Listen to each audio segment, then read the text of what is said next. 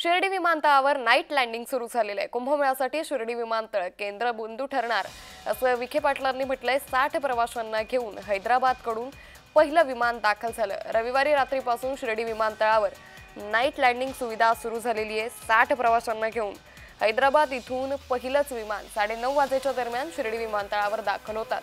Water salute करून आनंदोत्सव साजरा करण्यात आला। भाजपचे माजी खासदार सुजय विखे यांनी शिर्डीत दाखल झालेल्या प्रवाशांचं स्वागत केलं। प्रथम आभार मानतो देशाचे प्रधानमंत्री माननीय नरेंद्र मोदी साहेबांचे।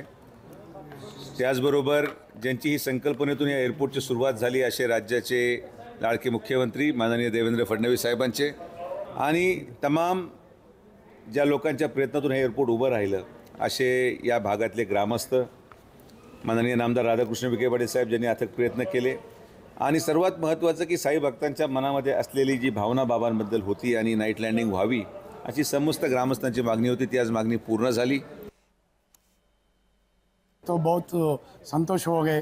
अपन तो ऐसा नहीं है, बाबा के पास आ रहा बोले तो वो संतोष होता। डर कैसा लगता? डर तो होता ही नहीं। अभी आप कभी भी 24 घंटे में कभी भी शिरडी आ सकते हैं साई भक्त जो है दर्शन के लिए, तो ये कैसा एक पूरा? ये तो बहुत अच्छा टाइम है। शाम में आ सकते, रात को आरत देख सकते, सवेरे भी आरत देख सकते, फिर भी जा सकते। बहुत अच्छा टाइमिंग से है, ये तो बहुत अच्छा है। तर या संदर्भात अधिक माहिती घेऊया आमचे प्रतिनिधी जयेश सावंत यांच्याकडून। जय, शिर्डी विमानतळावर आता विमानाची नाईट लँडिंग सुरू झाली आहे, काय अधिक माहिती? नक्कीच अंकिता, अनेक दिवसांपासून शिर्डीमध्ये नाईट लँडिंग जी आहे ती सुरू होणार असं बोललं जात होतं।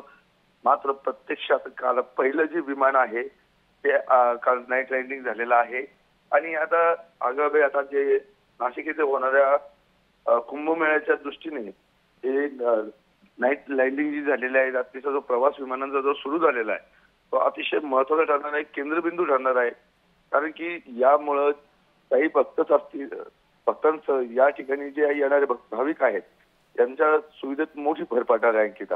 निश्चित, त्यामुळे एकंदरीतच आता प्रवाशांसाठी ही दिलासादायक आणि आनंदाची बातमी पाहायला मिळते। धन्यवाद जयेश, आपण दिलेल्या या सविस्तर माहितीसाठी।